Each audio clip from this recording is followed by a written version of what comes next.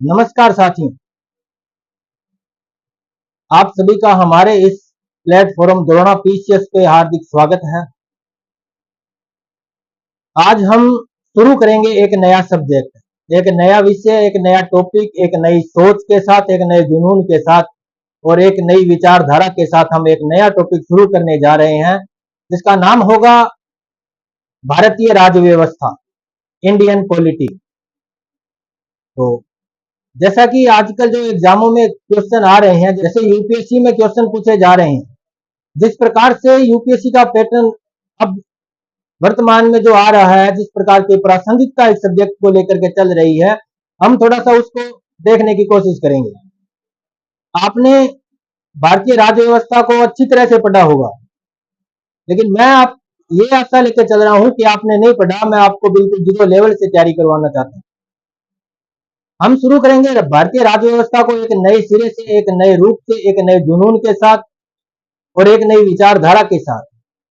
हम देखेंगे कि भारतीय राज्य व्यवस्था को कुछ इस प्रकार से भी पढ़ा जा सकता है, ताकि हम जो सिविल सर्विस के जो एग्जाम देने वाले हैं, जो यूपीएससी की तैयारी कर रहे हैं, जो स्टेट पीसीएस की तैयारी कर रहे हैं, चाहे वो आरएएस हो, चाहे हरियाणा पीसीएस हो, चाहे यूपी पीसीएस हो, चाहे पंजाब पीसीएस हो, चाहे एमपी पीसीएस हो, चाहे हिमाचल प्रदेश पीसीएस हो, चाहे बिहार पीसीएस हो, आप जिस भी स्टेट की पीसीएस की तैयारी कर रहे हो, जिस उसमें भारतीय राज्य व्यवस्था का अच्छा वेटेज रहता है। अच्छी समझ के साथ इस सब्जेक्ट को पढ़ना पड़ता है, अच्छी समझ के साथ इसके क्वेश्चनों को हल करना पड़ता है। जिस प्रकार से यूपीएससी एग्जाम में पूछना चाहती है, हम उस प्रकार के क्वेश्चनों को देखने वाले हैं। जैसे पिछले कुछ एग्जामों में जैसे क्वेश्चन आए हैं, पिछले कुछ वर्षों में यूपीएससी ने जो क्वेश्चन पूछे हैं, हम वो भी देखेंगे। हम देखेंगे स्टेट पीसीएस में, जैसे राजस्थान स्टेट पीसीएस आरएएस का एग्जाम, उसमें पॉलिटी के एग्जाम में जो क्वेश्चन आते हैं, किस प्रकार से आते हैं। हम कोशिश करेंगे कि हम इतना देख लें कि यूपीएससी मेन में लिखने के लिए भी आप अपने पास इनफ मैटर हो। तो यूपीएससी मेन के लिए जो तैयारी कर रहे हैं, उनके लिए जो पॉलिटी का जो मैटर है, वो हिंदी में बहुत कम मिलता है। इंग्लिश में मैटर बहुत मिल जाता है, हिंदी में बहुत कम मिलता है। आपने बहुत अच्छी बुकें भी पढ़ रखी होंगी। थोड़ी सी समझ के साथ हम इस सब्जेक्ट को करने वाले हैं। तो स्टार्ट करेंगे हम आज के सेशन को एक नए जुनून के साथ, एक नई तरीके के साथ, एक नई विचारधारा के साथ। तो आज हम अपने नए टॉपिक को शुरू करने जा रहे हैं, भारतीय राज्य व्यवस्था। हम बात करेंगे राज्य व्यवस्था क्या होती है, कैसे होती है, किस प्रकार से होती है। हम बात करेंगे भारतीय संविधान के बारे में, जिसका हम एक अलग लेवल के हिसाब से पढ़ना शुरू करेंगे। क्योंकि जिस प्रकार से पिछले कुछ एग्जामों में यूपीएससी ने, स्टेट पीसीएस ने जैसे संविधान से जो क्वेश्चन उठाए हैं, हूबहू शब्द क्वेश्चन उठाए हैं यूपीएससी ने, स्टेट पीसीएस ने। जैसे संविधान में, मूल संविधान में जो लिखा गया है, उसी प्रकार से यूपीएससी और अदर जो स्टेट पीसीएस है, वो एग्जाम पूछना ज्यादा पसंद करती है। तो हम उस प्रकार के क्वेश्चन को उस तरीके से हल करने के लिए आज इस प्लेटफॉर्म पर हाजिर हुए हैं। देखेंगे किस प्रकार से पॉलिटिक्स को पढ़ा जा सकता है, एक नई तरीके के साथ, एक नए जुनून के साथ। आज हम इस टॉपिक को शुरू करने वाले हैं।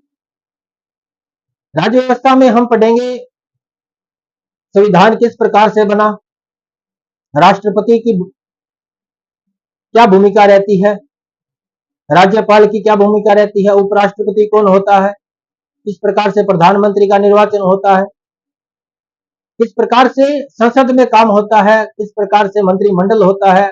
ये सब हम देखेंगे। जो संवैधानिक संस्थाएं हैं वो भी देखेंगे, जो सांविधिक संस्थाएं हैं वो भी देखेंगे। राज्य क्या होता है, हम उसके बारे में चर्चा करेंगे। लोग जिसे कहते हैं, भारतीय संविधान लोग किसको मानता है। जैसे हमारे भारतीय संविधान की प्रस्तावना में लिखे हम भारत के लोग, तो वो लोग क्या है, यह भारत क्या है। संविधान का पहला ही भाग जिसमें राज्य क्षेत्र के बारे में दिया गया, तो वो राज्य क्या है, किसे राज्य कहेंगे, किस प्रकार से संविधान का निर्माण हुआ, उसकी पृष्ठभूमि देखेंगे। संविधान सभा के बारे में देखेंगे, किस प्रकार से भारत में एकीकृत शासन व्यवस्था का प्रारंभ हुआ, उसको देखेंगे। हम इसको देखेंगे ब्रिटिश भारत में किस प्रकार से संविधान निर्माण के लिए जो कार्य हुआ, क्या भूमिका रही, किस प्रकार के लोग आए, क्या उन्होंने किया, हम उसके बारे में भी चर्चा करेंगे। तो एक लंबा टाइम पीरियड लगेगा, हम इसको बड़ी सरल भाव से देखने के लिए आज यहाँ पे उपस्थित हुए हैं। इसमें हमें समय ज्यादा लगेगा, लेकिन हम इसको इतना पढ़ लेंगे कि कोई भी एग्जाम हो, चाहे यूपीएससी हो, चाहे स्टेट पीसीएस हो, या अदर कोई भी स्टेट लेवल का एग्जाम जिसमें भारतीय राज्य व्यवस्था का सब्जेक्ट मेंशन किया गया है, तो मैं ये सोचूंगा कि इसमें से कोई भी यानी क्वेश्चन आपके इस सेशन से बाहर न जाए। बाकी तो देखो, यूपीएससी का जो पैटर्न चल रहा है, हर बार उसको क्वेश्चन चेंज करके देता है, उसकी लैंग्वेज अलग रहती है, लेकिन हम उस लैंग्वेज के हिसाब से पढ़ने की कोशिश करेंगे। क्या वो पूछना चाहती है, क्या हमसे आशा करती है, क्या हमसे एक्सपेक्ट करती है कि हम किस प्रकार से उसको हल करें, क्वेश्चन को किस प्रकार से उस क्वेश्चन को पढ़ सकते हैं हम। तो हम इस सब्जेक्ट को शुरू करने जा रहे हैं आज। तो शुरू करते हैं आज के सेशन को। हम बात करेंगे हम बात करेंगे भारतीय राज्य व्यवस्था के बारे में।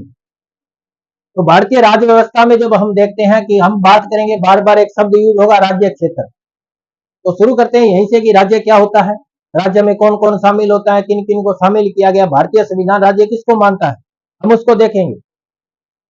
तो हम शुरू करने जा रहे हैं भारतीय राज्य व्यवस्था। भारतीय राज्य व्यवस्था किस प्रकार से भारत में शासन चलता है, कैसे चलता था, किस प्रकार से चलता है, हम वो सब देखेंगे। हम ज्यादा इतिहास में नहीं जाएंगे, हम वहीं से हम इसको शुरू करेंगे। संविधान सभा की प्रारंभ कहां से होता है, किस प्रकार से संविधान सभा का निर्माण होता है, उसमें क्या पृष्ठभूमि रही है, उससे क्या इस संविधान बनने से पहले भी भारत के लिए कोई कानून बनाया गया था, तो उन सब के बारे में हम यहाँ पे चर्चा करेंगे। सबसे पहले हम देखते हैं कि ये राज्य क्या है। ये राज्य क्या है जिसके बारे में हम देखना चाहते हैं, क्योंकि भारतीय संविधान में भारत देश न लेकर के इसको एक राज्य माना है। तो राज्य क्या माना है, किसको माना है, जिस प्रकार से भारतीय संविधान राज्य की परिभाषा देता है, हम वो देखने की कोशिश करेंगे। राज्य एक ऐसा क्षेत्र होता है, ऐसा भूभाग होगा जिसकी खुद की क्या हो, जनसंख्या हो, जहां पे क्या निवास करती हो, जनसंख्या निवास करती हो, जहां लोग निवास करते हो, जिसका खुद का एक भौतिक प्रदेश हो, जिसका एक खुद का भौतिक स्वरूप हो, उसे राज्य में शामिल किया जाता है। राज्य उसे कहेंगे जो संप्रभुता रखता है, संप्रभुता रखता है। राज्य उसे कहेंगे जहां एक नियमित सरकार चलती है, जहां जिसकी खुद की एक नियमित सरकार है, जो किसी अन्य सरकार के नीचे काम नहीं करता, जिसकी खुद की एक सरकार है, जो खुद एक संप्रभु है, जो खुद अपना एक भौतिक प्रदेश रखता है, अपना भौतिक स्वरूप रखता है, जिसके पास खुद की जनसंख्या हो, वो एक राज्य कहलाता है। जनसंख्या से मतलब है वहां के रहने वाले नागरिकों से। जनसंख्या से मतलब है वहां के रहने वाले नागरिकों से, वहां के लोगों से। भौतिक प्रदेश का आशय है कि उसके पास खुद की एक जगह है जहां पर ये जनसंख्या निवास कर रही है। जैसे भारत का आपने देखा है कि जो भारत के लिए खुद का एक राज्य क्षेत्र है जिसमें भारत के लोग निवास करते हैं। संप्रभुता, जो कोई भी निर्णय लेने के लिए किसी और पर निर्भर न हो, जो अपने देश में, अपने राज्य क्षेत्र में कोई भी निर्णय लेना चाहे, अपनी खुद के लोगों के लिए कोई कानून बनाना चाहे, अपने राज्य शासन के लिए कोई व्यवस्था करनी चाहे, तो वो किसी और पर निर्भर न हो, वो खुद का काम खुद करता हो, वो संप्रभुता कहलाता है।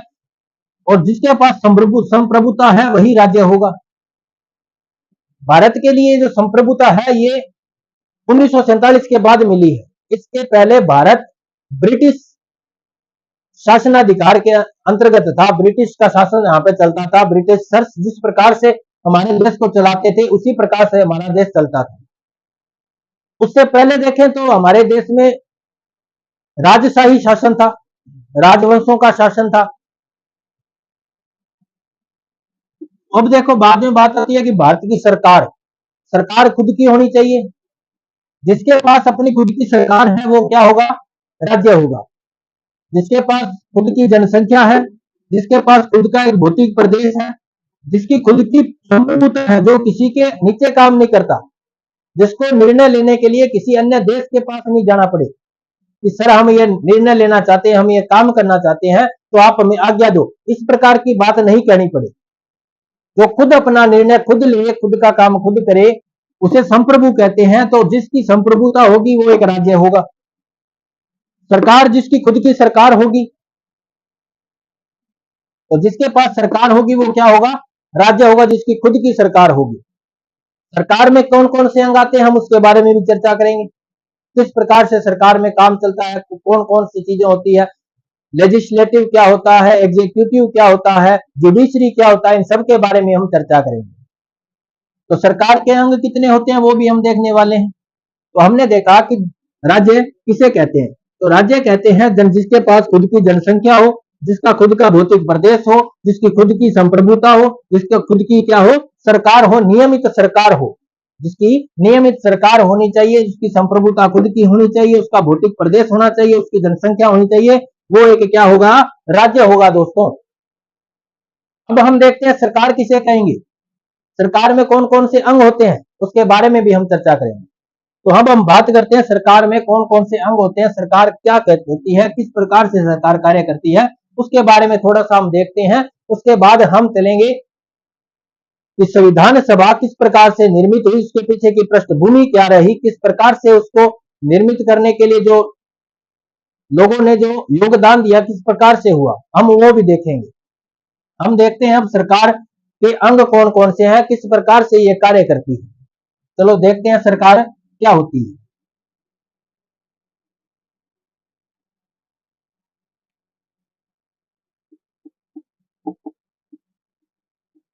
सरकार सरकार के तीन पार्ट होते हैं, तीन अंग होते हैं सरकार के। उन तीन अंगों के आधार पर सरकार कार्य करती है। पहला होता है व्यवस्थापिका। व्यवस्थापिका इसे लेजिस्लेटिव बोलते हैं, लेजिस्लेटिव भी बोलते हैं। व्यवस्थापिका जिसे लेजिस्लेटिव भी बोलते हैं, वह किसी भी व्यवस्था को बनाने का कार्य करती है। सरकार का पहला अंग व्यवस्थापिका किसी राज्य क्षेत्र के लिए, किसी राज्य के लिए नियम बनाने का कार्य करती है, कानून बनाने का कार्य करती है, वहां की व्यवस्था को देखने के लिए, उस व्यवस्था को बनाने के लिए जो प्रारूप तैयार करती है वो कौन तैयार करती है? तो व्यवस्थापिका तैयार करती है। व्यवस्थापिका के अंदर होती है संसद। व्यवस्थापिका में होती है संसद, पार्लियामेंट होती है। ये पार्लियामेंट क्या करती है? नियमों को बनाने का काम करती है। किस प्रकार से कानून बनेंगे, किस प्रकार से देश में, किस प्रकार से राज्य में कार्य होगा, किस प्रकार से शासन चलेगा, किस प्रकार से संविधान को देखा जाएगा, तो वो सारा काम कौन करती है? व्यवस्थापिका करती है। व्यवस्थापिका में संसद होती है। संसद के दो भाग होते हैं दोस्तों, एक होती है राज्यसभा जिसमें सभी राज्यों का प्रतिनिधित्व होता है, दूसरी होती है लोकसभा। लोकसभा ये लोकसभा है जो देश को गणतंत्र मानती है, लोकतंत्र मानती है। ये लोकतंत्र का सबसे बड़ा अंग होता है लोकसभा। लोगों के द्वारा चुने गए सांसदों द्वारा, लोगों द्वारा चुने गए सांसदों द्वारा जो बैठक बुलाई जाती है, जो एक सभा बनाई जाती है, उसे कहते हैं लोकसभा। जिसमें राज्य के प्रतिनिधि हो वो क्या होती है? राज्यसभा होती है। तो संसद के दो भाग होते हैं, राज्यसभा और लोकसभा। इनके बारे में हम बहुत डिटेल से चर्चा करेंगे जब हम संसद के बारे में पढ़ेंगे। इसके बारे इन दोनों के बारे में भी बहुत डिटेल से चर्चा करेंगे। इस प्रकार से चर्चा करेंगे कि आप यूपीएससी मेन में आप अच्छे शब्दों में इसको लिख सकते हो। इस प्रकार से हम लिखेंगे कि आप स्टेट बीसीएस में एग्जाम दो तो आपको चाहे प्री में दो चाहे मेन में दो, यहां तक कि इंटरव्यू में भी कोई क्वेश्चन पूछा जाए तो आप उसको देने के लिए बिल्कुल तैयार हो। इस प्रकार से हम इसको देखेंगे। उसके बाद देखो, इसमें सरकार का दूसरा अंग होता है कार्यपालिका। कार्यपालिका एग्जीक्यूटिव। कार्यपालिका इसको एग्जीक्यूटिव भी बोलते हैं। तो कार्यपालिका काम होता है जो काम व्यवस्थापिका ने किया है उसको लागू करना। जिस कार्य का प्रारंभ व्यवस्थापिका ने किया है उस कार्य को लागू करना, उसको संचालित करना, ये काम किसका होता है? तो उसको कार्यपालिका का काम होता है। ये जो कार्यपालिका है यही इस सारी चीजों को जो आगे डिस्ट्रीब्यूट करती है। जो कानून व्यवस्थापिका ने बनाए उनको डिस्ट्रीब्यूट करना किसका काम होता है? कार्यपालिका का काम होता है। उसको लागू करना किसका काम होता है? कार्यपालिका का काम होता है। तो कार्यपालिका के जो अंग होते हैं, 3 अंग माने जाते हैं। पहला होता है राष्ट्रपति, दूसरा मंत्री परिषद, एक होता है दोस्तों मंत्रिमंडल। ये मंत्रिमंडल क्या होता है, मंत्री परिषद क्या होता है, राष्ट्रपति क्या होता है, इनके बारे में भी हम बहुत डिटेल से चर्चा करने वाले हैं इस सेशन में दोस्तों। सरकार के 3 अंग होते हैं। पहला होता है व्यवस्थापिका। व्यवस्थापिका जिसे लेजिस्लेटिव भी बोलते हैं अंग्रेजी में, क्योंकि बहुत बार ऐसे क्वेश्चन देखने को मिलते हैं जहां देवनागरी लिपि में आपको लेजिस्लेटिव लिखा हुआ दिखाई देगा। यूपीएससी जो क्वेश्चन बनाती है उसमें कई बार ऐसे क्वेश्चन देखे जाते हैं जिसमें हूबहू ये लेजिस्लेटिव लिखा जाएगा, जो देवनागरी लिपि में लिखा जाएगा। तो लेजिस्लेटिव में संसद होती है। लेजिस्लेटिव का काम होता है, व्यवस्थापिका का कार्य होता है कानून का निर्माण करना। कोई भी कानून है जिसका निर्माण करना कार्य किसका होता है? व्यवस्थापिका का होता है। व्यवस्थापिका में होती है संसद। संसद के 2 भाग होते हैं, राज्यसभा और लोकसभा। संसद में राष्ट्रपति को भी रखा जाता है। संसद का एक भाग और माना जाता है राष्ट्रपति को भी, क्योंकि राष्ट्रपति के साइन के बिना कोई भी कानून है वो नहीं बनता। और राष्ट्रपति साइन कर देंगे, हस्ताक्षर कर देंगे, अपनी सहमति अपनी अनुमति दे देंगे, उसके बाद वो लागू हो जाएगा। इसलिए राष्ट्रपति को माना जाता है कि वो कार्यपालिका का अंग है। कार्यपालिका का अंग है क्योंकि राष्ट्रपति क्या काम करते हैं? कानून को लागू करने का काम करते हैं, न कि बनाने का। उसके बाद देखो, संसद में राज्यसभा होती है और लोकसभा होती है। राज्यसभा कभी भंग नहीं होती। राज्यसभा कभी भंग नहीं होती, यह नियमित सभा होती है। लोकसभा का कार्यकाल अधिकांश 5 वर्ष होता है, उससे पहले भी भंग हो सकती है। जैसे किसी सरकार का बहुमत हो जाएगा, बहुमत नहीं रहेगा तो वो सरकार गिर जाएगी और लोकसभा क्या हो जाएगी? भंग हो जाएगी। ऐसा राज्यसभा के लिए कभी नहीं होता। उसके बाद हम देखते हैं कार्यपालिका के बारे में। तो कार्यपालिका जिसे एग्जीक्यूटिव भी बोलते हैं, कार्यपालिका कार्य होता है जो काम व्यवस्थापिका ने शुरू किया, जिसका यानी जो कानून व्यवस्थापिका ने बनाए हैं, संसद ने जो कानून बनाए हैं उनको लागू करना काम किसका होता है? सरकार का, कार्यपालिका का होता है। सरकार का दूसरा अंग कार्यपालिका, जिसका काम क्या होता है? व्यवस्थापिका द्वारा बनाए गए कानून को लागू करना। तो व्यवस्थापिका का कार्य क्या होता है? कानून बनाना। कानून बनाना। कार्यपालिका कार्य क्या होता है? कानून को लागू करना। कानून को लागू करना। जिस कानून को व्यवस्थापिका ने बनाया उस कानून को लागू करना कार्य किसका होता है? कार्यपालिका का कार्य होता है, जिसमें 3 भाग होते हैं, राष्ट्रपति, मंत्री परिषद और मंत्रिमंडल होते हैं दोस्तों। तो इन सब के बारे में हम चर्चा करेंगे, डिटेल से चर्चा करेंगे। उसके बाद सरकार का एक अंग और होता है जिसका नाम होता है न्यायपालिका। न्यायपालिका, जुडिशरी भी बोलते हैं। जुडिशरी भी इसको बोलते हैं। इसका जुडिशरी भी इसको बोलते हैं, न्यायपालिका को जुडिशरी भी बोलते हैं। देखो इसका कार्य क्या होता है? जो काम व्यवस्थापिका और कार्यपालिका ने किया है वो संविधान के अनुरूप है या नहीं है, वो भारत के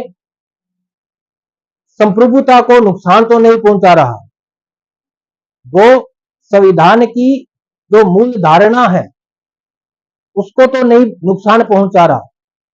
वो सब देखना किसका काम होता है? न्यायपालिका का कार्य होता है दोस्तों। न्यायपालिका ये देखती है कि व्यवस्थापिका और कार्यपालिका ने जो कानून बनाए, कानून लागू करे हैं, वो संविधान के अनुरूप है या नहीं है। तो संविधान की रक्षा करने का कार्य किसका है? न्यायपालिका का है। संविधान की रक्षा करने का कार्य किसका है? न्यायपालिका का है। संविधान के अनुरूप ही ये कानून बने हैं, कानून लागू है, उसका निर्णय कौन लेगा? न्यायपालिका लेगी। इन सबका रिव्यू कौन करेगा? तो न्यायपालिका करेगी। न्यायपालिका देखेगी कि जो कार्य व्यवस्थापिका ने शुरू किया, जिसको लागू कार्यपालिका ने किया, उन दोनों पर निगरानी रखने का काम कौन करती है? न्यायपालिका करती है। न्यायपालिका का कार्य क्या होता है? जो व्यवस्थापिका व कार्यपालिका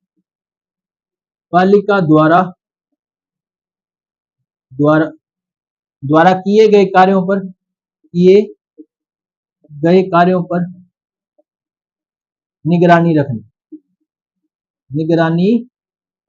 रखना। यह कार्य किसका होता है? तो न्यायपालिका का होता है। इस प्रकार से सरकार में 3 अंग होते हैं, जिसमें पहला कौन सा होता है? व्यवस्थापिका, जिसका कार्य होता है कानून बनाना, जिसमें संसद होती है। संसद में 2 भाग होते हैं, राज्यसभा और लोकसभा। राज्यसभा कभी भंग नहीं होती है, निरंतर चलने वाली एक सभा होती है। दूसरी सभा लोकसभा होती है। लोकसभा का कार्यकाल अधिकतर 5 वर्ष होता है। उसके बाद इसके कार्यकाल को कम या ज्यादा भी किया जा सकता है। ये लोकसभा अपने निर्धारित कार्यकाल से पहले भी भंग हो सकती है। किसी भी सरकार का जो बहुमत हो जाएगा, बहुमत गिर जाएगा, तो वो सरकार भी गिर जाएगी।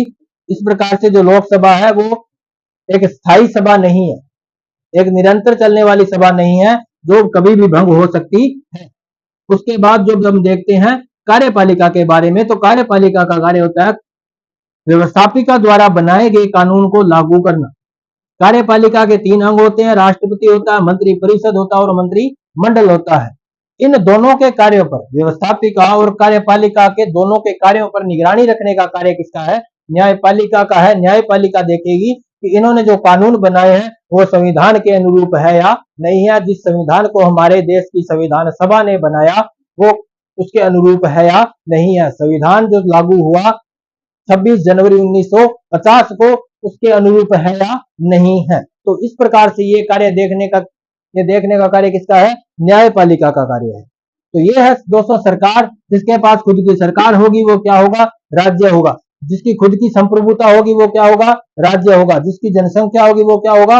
राज्य होगा। जिसके पास खुद का भौतिक स्वरूप होगा, जिसका भौतिक रूप होगा, जिसका भौतिक आकार होगा, जिसके पास भौतिक प्रदेश होगा वो क्या होगा? राज्य होगा। जिसके पास ये चारों चीजें हैं वही राज्य है।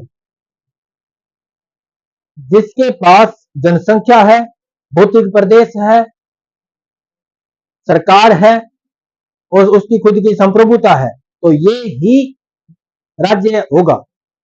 इनमें से यदि किसी एक चीज की कमी है तो वो राज्य नहीं होगा। अब हम देखने वाले हैं कि संविधान सभा के बारे में हम देखेंगे। संविधान सभा का क्या इतिहास रहा, क्या उसकी पृष्ठभूमि रही, किस प्रकार से संविधान बना, हम उसके बारे में डिटेल से चर्चा शुरू करने वाले हैं। तो अब हम देखेंगे किस प्रकार से भारत में संविधान सभा बनी, भारत में किस प्रकार से एकीकृत शासन का प्रारंभ हुआ। पहले भारत ये जो था, आज जो हम भारत देश को देख रहे हैं, छोटे छोटे राज्यों में बंटा हुआ था। उन सबकी खुद की अपना शासन था, उनका खुद का नियम चलता था। वहां पे छोटी छोटी रियासतें थी, वो सब अलग अलग थी। उनका सब में राजशाही शासन था। राजा है, राजा का पुत्र ही क्या बनेगा? राजा बनेगा। यह भी जरूरी नहीं होता कि राजा का पुत्र ही राजा बनेगा, जो शक्तिशाली होगा वही राजा बनेगा। ये सब सिस्टम था। अब हम देखेंगे किस प्रकार से एक सरकार बनी, किस प्रकार से एक संविधान बना, जिस संविधान के हिसाब से भारत में लोकतंत्र की स्थापना हुई, गणतंत्र भारत कैसे बना, सब हम देखने वाले हैं। तो हम स्टार्ट करेंगे संविधान सभा के बारे में। हम देखेंगे संविधान सभा का इतिहास, संविधान सभा की पृष्ठभूमि क्या रही। तो हम देखने वाले हैं संविधान कैसे बना। संविधान बनाने के लिए एक संविधान सभा बनाएगी। हम उस संविधान सभा की पृष्ठभूमि देखेंगे दोस्तों। संविधान सभा, इसकी पृष्ठभूमि हम देखने वाले हैं। भारत में जो शासन, पूरे भारत को एक करके जो शासन बनाया गया, एकीकृत जो सेंट्रल जो शासन बनाया गया, वो बनाया गया ब्रिटिशर्स द्वारा। पूरे भारत को एक किया गया। ये सब कब किया गया? तो ब्रिटिशर्स के द्वारा, अंग्रेजों के द्वारा किया गया। उन्होंने भी धीरे धीरे इस भारत को जीता था पूरे को। तो धीरे धीरे उन्होंने सभी रियासतों को एक मिलाते हुए, अपने शासन में मिलाते हुए, एक भारत का, पूरे भारत को अपने अधीन कर लिया था। और उस प्रकार उन्होंने इस भारत में शासन शुरू किया। जैसे देखो, एक व्यापारिक कंपनी यहाँ पे व्यापार करने के लिए आई और वो शासन करना प्रारंभ कर देती है। इस इतने बड़े भूभाग को अपने शासन के अधीन कर लेती है, अपने अधीन कर लेती है, अपना गुलाम बना लेती है। तो देखो दोस्तों, एक छोटे से क्षेत्र से आए हुए, क्योंकि जो इंग्लैंड है जहां से ये ब्रिटिशर्स आए हैं, वो भारत के राजस्थान से भी छोटा है। देख लो, इतना छोटे भूभाग वाले लोगों ने इस पूरे भूभाग को, इतने बड़े भूभाग को अपने अधीन कर लिया। तो उनकी जो मानसिक स्थिति थी कुछ प्रकार की रही होगी, उनका जो खुद का संगठन था किस प्रकार से रहा होगा। तो देखो, बात है सन 1600 की, सन 1600 ईस्वी की, जब इंग्लैंड में एक कंपनी का, एक व्यापारिक कंपनी का उद्घाटन होता है। नाम है British east India company. British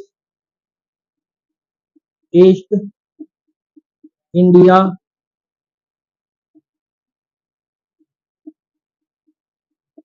company, British east India company, जिसका गठन होता है सन 1600 में।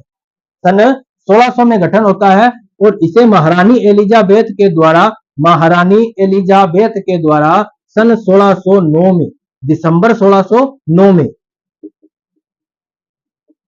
दिसंबर 1609 में एक चार्टर बनाकर इनको अधिकार दिया गया। एक चार्टर, चार्टर कहते हैं अधिकार पत्र को, अधिकार पत्र को, अधिकार पत्र। सन 1609 में एक चार्टर बनाया गया महारानी एलिजाबेथ के द्वारा। इस कंपनी के लिए इसे अधिकार दिया गया कि आप व्यापार कर सकते हो पूर्व के देशों में व्यापार करने के लिए, पूर्व के देशों में व्यापार करने हेतु, व्यापार करने हेतु। सन 1600 में एक कंपनी, एक व्यापारिक कंपनी का उद्घाटन होता है। नाम है ब्रिटिश ईस्ट इंडिया कंपनी, जिसको दिसंबर 1609 में महारानी एलिजाबेथ के द्वारा चार्टर देकर के एक उनको अधिकार दिया जाता है कि आप पूर्व के देशों में व्यापार कर सकते हो। वहां से ये व्यापार करने के लिए भारत की ओर आते हैं, क्योंकि उस वक्त भारत में रेशम का व्यापार अच्छा चलता था, कपड़े का व्यापार अच्छा चलता था, काली मिर्च और मसालों का व्यापार बहुत अच्छा चलता था। उन से, इन चीजों से इतना लाभ होता था कि ये जो अंग्रेज थे, इन्हें भारत अपनी ओर आकर्षित करने लगा। जब ये व्यापार करने के लिए भारत में आए, तो आहिस्ता आहिस्ता इन्हें ऐसी पृष्ठभूमि मिल गई कि इन्होंने इस पूरे भूभाग को क्या कर लिया, अपने अधीन कर लिया, अपने अधीन कर लिया। क्योंकि जब उस वक्त भारत की जो आंतरिक स्थिति थी, आंतरिक व्यवस्था थी, वो इतनी अच्छी नहीं थी। औरंगजेब के बाद जैसे जैसे मुगल सल्तनत का ह्रास होता गया, उसके चलते इन्हें ब्रिटिश ईस्ट इंडिया कंपनी को मौका मिलता गया कि वो इस पूरे भारत को जीतने लगी। छोटे छोटे लोग, छोटी छोटी जो रियासतें थी, उनके आंतरिक मामलों में यह हस्तक्षेप करने लगी। और धीरे धीरे ऐसा हस्तक्षेप करते करते उन्होंने पूरे इस भारत को अपना गुलाम बना लिया। तो दिसंबर 1609 में इनको चार्टर दिया गया। उसके बाद ये कंपनी भारत में धीरे धीरे व्यापार करने के लिए आई। एक बात, उसके बाद एक हम देखते हैं सन 1757, 1757 के बारे में, जहां से ये कंपनी राजनीति में हिस्सा लेने लगती है।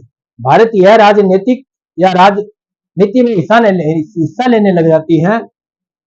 जहां से इसने अपनी राजनीतिक विस्तार करना शुरू कर दिया। वो तारीख है 1757 की, 1757 की जो तारीख है 23 जून, 23 जून 1757 की।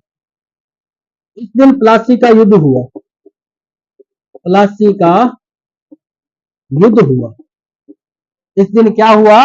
प्लासी का युद्ध हुआ, जिसमें बंगाल के नवाब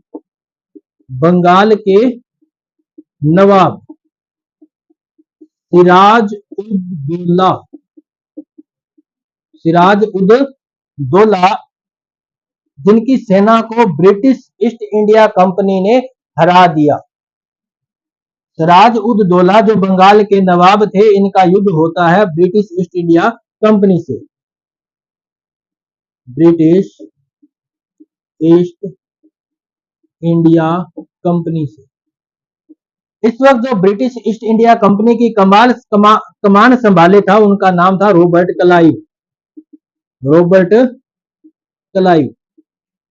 क्लाइव के नेतृत्व में प्लासी का युद्ध 23 जून 1757 को होता है, जिसमें जो अंग्रेजी सैनिक थे, अंग्रेजी सैनिकों के संगठन और उनकी युद्ध करने की कौशल से उन्होंने सिराज उद दौला की इतनी बड़ी सेना को शिकस्त दी, उनको हरा दिया, उनको मात दी। उसके बाद इन्होंने बंगाल को अपने अधीन कर लिया। सबसे पहले यदि अंग्रेजों ने भारत में किसी जगह को हासिल किया तो वो कौन थी? बंगाल थी। तो बंगाल उस वक्त बहुत बड़ी जनसंख्या वाला क्षेत्र था, एक तो बंगाल के नवाब सिराज उद दौला को ब्रिटिश इंडिया कंपनी ने 23 जून 1757 को प्लासी के युद्ध में रॉबर्ट क्लाइव के नेतृत्व में हरा दिया। यहां से क्या हुआ? तो यहां से अब इसके बाद देखो एक युद्ध और होता है। यहां से इनकी राजनीतिक और इनका जो युद्ध कौशल है, उनको एक अलग आयाम मिला, जिसको इनके जो हौसला था वो और बढ़ गया कि हम अब भारत के इस क्षेत्र को अपने अधीन कर सकते हैं, यहाँ पे अपने राजनीतिक विस्तार कर सकते हैं, इसको अपने अधीन कर सकते हैं। तो उसके बाद इसी क्रम में एक युद्ध और होता है। एक तारीख आती है 1764 की। 1764 तो 1764 में एक युद्ध होता है जिसको बोलते हैं बक्सर का युद्ध।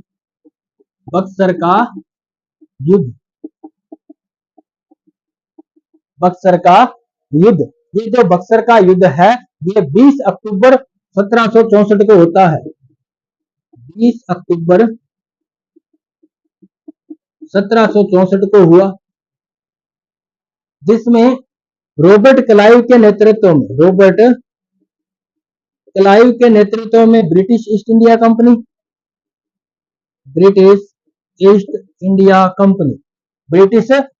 कंपनी और इधर अवध के नवाब शुजा-उद-दौला,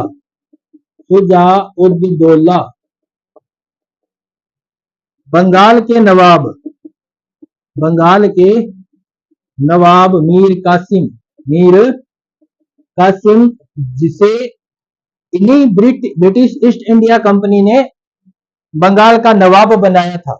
बंगाल का नवाब मीर कासिम को किसने बनाया? तो ब्रिटिश ईस्ट इंडिया कंपनी के अधिकारियों ने बनाया, रॉबर्ट क्लाइव ने बनाया। बाद में जो ब्रिटिश ईस्ट इंडिया कंपनी की मांग को लेकर के ब्रिटिश ईस्ट इंडिया कंपनी की मांग इतनी बढ़ गई कि मीर कासिम उसे पूरा करने में अक्षम होता गया। इसका जो राजकोष था वो खाली होता गया और इनकी मांग बढ़ती गई। तो इसने मीर कासिम अवध के नवाब के पास जाता है और अपनी आजादी के लिए कहता है, इनसे पीछा छुड़ाने के लिए कहता है। तो शुजा-उद-दौला, मीर कासिम और इनके साथ में जुड़ जाते हैं मुगल शहंशाह शाह आलम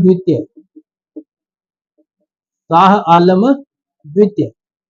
इन तीनों की संयुक्त सेना का युद्ध होता है रॉबर्ट क्लाइव के नेतृत्व में अंग्रेजी सेना के साथ। ब्रिटिश ईस्ट इंडिया कंपनी की सेना के साथ युद्ध होता है, जिसमें अंग्रेजी सैनिकों के रणकौशल ने और इनके संगठन ने इन तीनों की संयुक्त सेना को हरा दिया। अवध के नवाब शुजा-उद-दौला, बंगाल के नवाब मीर कासिम, मुगल शहंशाह शाह आलम द्वितीय, इन तीनों की संयुक्त सेना को ब्रिटिश ईस्ट इंडिया कंपनी ने अपने संगठन, अपने रण कौशल और अपने आधुनिक हथियारों की बदौलत इन तीनों की सेना को हरा दिया। उसके बाद ब्रिटिश ईस्ट इंडिया कंपनी का जो दबदबा था वो बढ़ चुका था, इनके जो हौसले थे वो और बढ़ चुके थे। अब इन्होंने बंगाल की दीवानी प्राप्त कर ली। बंगाल की क्या प्राप्त कर ली? दीवानी प्राप्त कर ली। बंगाल की दीवानी प्राप्त कर ली। दीवानी का मतलब होता है कि वहां का राजस्व एकत्रित करने का अधिकार प्राप्त कर लिया। राजस्व एकत्रित करने का अधिकार प्राप्त कर लिया। तो जो बक्सर का युद्ध था उसका जो परिणाम हुआ उससे एक तो ब्रिटिश सरकार की नींव पड़ी भारत के अंदर। दूसरा, ब्रिटिश ईस्ट इंडिया कंपनी को बंगाल की दीवानी प्राप्त हो गई। इस प्रकार से जो ब्रिटिश ईस्ट इंडिया कंपनी का जो शासन है वो शुरू होता है 1764 के बाद, रेगुलर शुरू हो जाता है। एक इनको दीवानी मिल जाती है बंगाल की, जहां से इन्होंने बंगाल से राजस्व प्राप्त करना प्रारंभ कर दिया और उसी राजस्व से भारत के जो मसाले थे, जो कपड़े थे, उनको यहां से खरीदने लगे। यानी कि भारत के ही पैसे से भारत का कच्चा माल खरीद करके अपने देश लेके जाते, वहां से उनको मशीनों में तैयार करके वापस यहीं पे बेच देते। यहाँ से सस्ते दामों में लेके जाते, वहां से तैयार करके इनको बहुत महंगे दामों में बेचा जाता था। तो इन्होंने यहां से शुरू किया भारत का दोहन करना। तो बक्सर का युद्ध 20 अक्टूबर 1764, जहां से इनको दीवानी मिल जाती है। रॉबर्ट क्लाइव के नेतृत्व में अवध के नवाब शुजा-उद-दौला, बंगाल के नवाब मीर कासिम, मुगल शहंशाह शाह आलम द्वितीय की संयुक्त सेना को ईस्ट इंडिया कंपनी की अंग्रेजी सेना ने हरा दिया और ईस्ट इंडिया कंपनी को बंगाल की दीवानी प्राप्त हो गई। उसके बाद जो रॉबर्ट क्लाइव थे, इन्हें बंगाल का गवर्नर बना दिया। इन्हें बंगाल का गवर्नर बना दिया। इसके बाद इन्हें अब यहां से इनकी राजनीतिक जो विस्तारवादी परंपरा जो नीति थी वो उनका उसका प्रारंभ हो जाता है। तो अब देखो, जो ब्रिटेन में जो चल रहा था, ब्रिटेन की सरकार थी, उन्होंने अब इन्हें चार्टर दिया है। इन्हें इनके लिए एक नियम बनाया कि आप इस नियम को भारत में लागू कीजिए। धीरे धीरे भारत को अपने अधीन करने के लिए उन्हें एक शासन अधिकार दिया गया। तो देखो किस प्रकार से वो हुआ। तो एक बात तारीख देखेंगे 1773 की, 1773 की, और जिस वक्त ब्रिटिश सरकार ने भारत के लिए एक शासन के लिए एक एक्ट बनाया, एक नियम बनाया, जिसका नाम रखा गया 1773 का रेगुलेटिंग एक्ट। रेगुलेटिंग एक्ट 1773 का रेगुलेटिंग एक्ट। ये एक्ट ऐसा एक्ट है कि देखो, ईस्ट इंडिया कंपनी या ब्रिटेन की ओर से भारत के लिए बनाया गया पहला कानून। तो ब्रिटेन की ओर से भारत के लिए बनाया गया पहला कानून कौन है? 1773 का रेगुलेटिंग एक्ट है। 1773 का रेगुलेटिंग एक्ट है। ये जो रेगुलेटिंग शब्द है ये रेगुलेशन से आया है। रेगुलेटिंग शब्द किससे आया? तो रेगुलेशन से आया। इसमें क्या किया गया? इसमें जो प्रावधान किए गए उसमें है, जो बंगाल का जो गवर्नर था, बंगाल के गवर्नर को गवर्नर जनरल बनाया गया। गवर्नर जनरल बनाया गया। बंगाल के गवर्नर को गवर्नर जनरल बनाया गया। जो बंगाल का प्रथम जो गवर्नर जनरल था, बंगाल का प्रथम गवर्नर जनरल वॉरेन हेस्टिंग को बनाया गया। वॉरेन हेस्टिंग को बनाया गया, क्योंकि जो वॉरेन हेस्टिंग है वो उस वक्त बंगाल के गवर्नर थे, बंगाल के गवर्नर थे। उसके बाद मद्रास और बॉम्बे, मद्रास व बॉम्बे के जो गवर्नर थे, जो मद्रास और बॉम्बे में भी गवर्नर का पद बनाया गया। और ये जो मद्रास और बॉम्बे के गवर्नर थे, इनको बंगाल के गवर्नर जनरल के अधीन किया गया, इनको बंगाल के गवर्नर जनरल के अधीन किया गया, अधीन किया गया। तो 1773 का जो रेगुलेटिंग एक्ट है उसमें प्रावधान क्या किया गया कि बंगाल के गवर्नर को गवर्नर जनरल बनाया गया। बंगाल का जो प्रथम गवर्नर जनरल है वो कौन है? वॉरेन हेस्टिंग है। मद्रास व बॉम्बे में गवर्नर का पद बनाया गया। ये जो गवर्नर का पद था ये बंगाल के गवर्नर जनरल के पद के अधीन था। अब देखो उसके बाद ये जो 1773 का रेगुलेटिंग एक्ट है ये ईस्ट इंडिया कंपनी या ब्रिटेन की ओर से भारत के लिए बनाया गया पहला कानून था। इसमें एक और प्रावधान किया गया, भारत में सुप्रीम कोर्ट की स्थापना की गई, भारत में सुप्रीम कोर्ट की स्थापना की गई। 1773 के रेगुलेटिंग एक्ट के तहत भारत में सुप्रीम कोर्ट की स्थापना की गई, स्थापना की गई। सुप्रीम कोर्ट की स्थापना भारत में 1774 में होती है, 74 में। 1773 के रेगुलेटिंग एक्ट के तहत 1774 के अंदर सुप्रीम कोर्ट की स्थापना कलकत्ता में की जाती है, कलकत्ता में की जाती है। तो पहले कालीकत्ता था, ब्रिटिश इसको कालीकत्ता नहीं बोल पाते थे, उन्होंने इसको क्या बोलना स्टार्ट किया? कलकत्ता। तो धीरे धीरे इसका नाम क्या हो गया? कलकत्ता। कालीकत्ता से नाम क्या हो गया? कलकत्ता नाम हो गया। सुप्रीम कोर्ट की स्थापना की गई 1774 में। तो सुप्रीम कोर्ट के जो प्रथम न्यायाधीश बनाए गए, प्रथम मुख्य न्यायाधीश, मुख्य न्यायाधीश, तो सुप्रीम कोर्ट के जो प्रथम मुख्य न्यायाधीश बनाए गए वो बनाए गए लॉर्ड इम्पे को। लॉर्ड इम्पे को सुप्रीम कोर्ट का पहला मुख्य न्यायाधीश नियुक्त किया गया। सुप्रीम कोर्ट का पहला मुख्य न्यायाधीश लॉर्ड इम्पे को नियुक्त किया गया। यह जो सुप्रीम कोर्ट है इसकी स्थापना 1773 के रेगुलेटिंग एक्ट के तहत 1774 में कलकत्ता में की गई।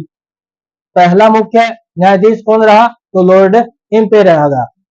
ये जो 1773 का जो रेगुलेटिंग एक्ट है इसमें एक प्रावधान और किया गया, जो ईस्ट इंडिया कंपनी है, ईस्ट इंडिया कंपनी है, इसको भारत में 20 वर्षों हेतु 20 वर्षों का शासन करने का अधिकार दिया गया, शासनाधिकार दिया गया, शासनाधिकार दिया गया। ईस्ट इंडिया कंपनी को भारत में 20 वर्षों का शासन करने का या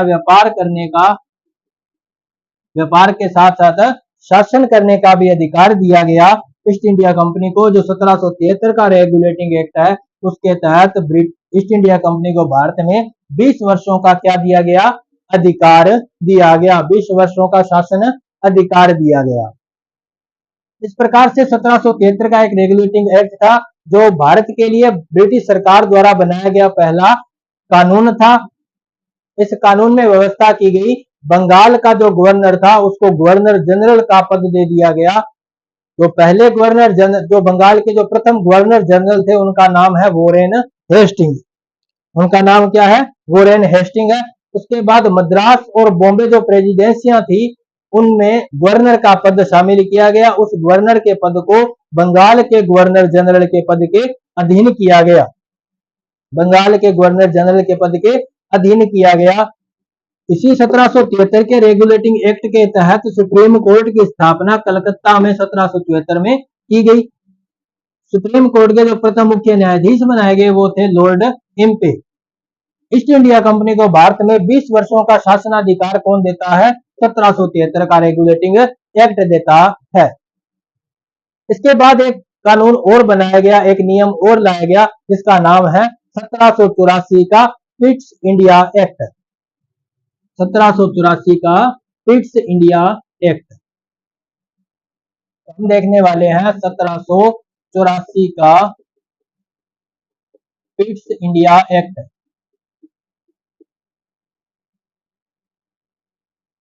पिट्स इंडिया एक्ट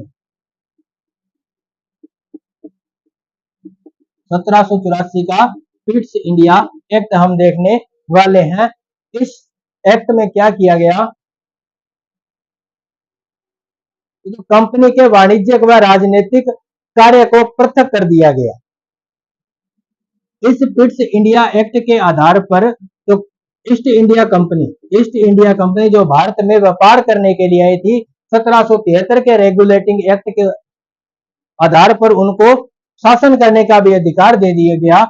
उस अधिकार को इन्होंने अलग अलग कर दिया। 1784 का जो पिट्स इंडिया एक्ट था, उसमें ईस्ट इंडिया कंपनी के वाणिज्यिक व राजनीतिक कार्य को पृथक कर दिया गया। इनके वाणिज्यिक कार्य व राजनीतिक कार्य को पृथक कर दिया गया, अलग अलग कर दिया गया। इनके लिए अलग से डिपार्टमेंट बना दिए गए। तो एक बनाया गया court of directors. Court of directors जो वाणिज्य कार्य करने के लिए एक जो मंडल बनाया गया, उसका नाम है court of director. Court of director निदेशक मंडल। निदेशक मंडल, ये जो निदेशक मंडल है, इसका काम क्या था, भारत में वाणिज्य कार्य को देखना, वाणिज्य कार्य करने के लिए एक मंडल बनाया गया, जिसका नाम रखा गया कोर्ट ऑफ डायरेक्टर्स। 1784 के पिट्स इंडिया एक्ट में ईस्ट इंडिया कंपनी के वाणिज्यिक और राजनीतिक कार्यों को अलग अलग कर दिया गया। वाणिज्य कार्य के लिए कोर्ट ऑफ डायरेक्टर बनाया गया, और जो राजनीतिक कार्य है, राजनीतिक कार्य करने के लिए बोर्ड ऑफ सेंट्रल बनाया गया। बोर्ड ऑफ सेंट्रल बनाया गया। बोर्ड ऑफ सेंट्रल बनाया गया। बोर्ड ऑफ सेंट्रल का कार्य क्या था, राजनीतिक कार्य करना, और निदेशक मंडल या कोर्ट ऑफ डायरेक्टर का काम क्या था, वाणिज्यिक कार्य करना। तो इस प्रकार से भारत में द्वैध शासन का, द्वैध या दोहरा शासन प्रारंभ किया गया। 1784 के पिट्स इंडिया एक्ट के तहत भारत में द्वैध शासन का प्रारंभ किया गया, जिसमें वाणिज्यिक कार्य और राजनीतिक कार्य को करने के लिए अलग अलग डिपार्टमेंट बनाए गए। एक कोर्ट ऑफ डायरेक्टर बनाया गया, जिसका कार्य था व्यापारी वाणिज्य कार्य करना। एक बनाया गया बोर्ड ऑफ सेंट्रल, जिसका कार्य क्या था, राजनीतिक कार्य करना। तो भारत में प्रथम बार द्वैध शासन कब प्रारंभ होता है, तो 1784 के पिट्स इंडिया एक्ट के तहत शुरू होता है। उसके बाद भारत में ब्रिटिश क्षेत्र व परिसंपत्ति के सैन्य एवं नागरिक कार्यों पर, अब देखो क्या होता है बात। इसी पिट्स इंडिया एक्ट के तहत, इसी पिट्स इंडिया के तहत भारत के क्षेत्र व परिसंपत्ति, जो भारत की जो संपत्ति है, परिसंपत्ति, उनके लिए सैन्य व नागरिक प्रशासन के लिए एक डिपार्टमेंट बनाया गया, जिसका नाम है board of control. Board of control. Pitt's India act के तहत भारत के क्षेत्र व भारत की परिसंपत्ति के लिए सैन्य व नागरिक प्रशासन को चलाने के लिए एक बोर्ड ऑफ कंट्रोल का निर्माण किया गया, एक डिपार्टमेंट बनाया गया बोर्ड ऑफ कंट्रोल, जिसका कार्य क्या था, भारत के जो क्षेत्र और उसकी जो परिसंपत्ति है, उसके लिए सैन्य एवं नागरिक कार्यों की निगरानी रखना या पर्यवेक्षण करना। की निगरानी व पर्यवेक्षण के लिए, पर्यवेक्षण व निरीक्षण के लिए बोर्ड ऑफ कंट्रोल का निर्माण किया गया। तो इस प्रकार से यह 1784 का पिट्स इंडिया एक्ट था, जिसके तहत भारत में द्वैध शासन का प्रारंभ हो गया है। इसमें कोर्ट ऑफ डायरेक्टर्स को वाणिज्य कार्य करने एवं बोर्ड ऑफ सेंट्रल को राजनीतिक कार्य करने के लिए छूट दी गई। भारत के राज्य क्षेत्र व परिसंपत्ति के सैन्य व नागरिक प्रशासन पर पर्यवेक्षण व निरीक्षण के लिए बोर्ड ऑफ कंट्रोल बनाया गया। तो इस प्रकार से आज हमने देखा कि किस प्रकार से भारत में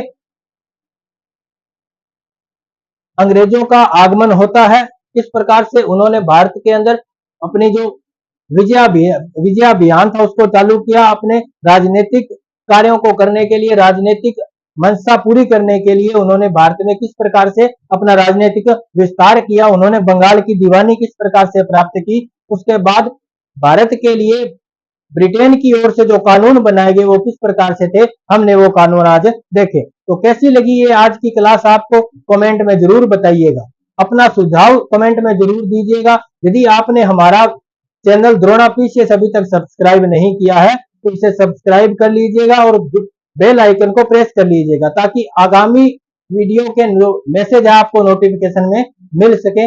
धन्यवाद।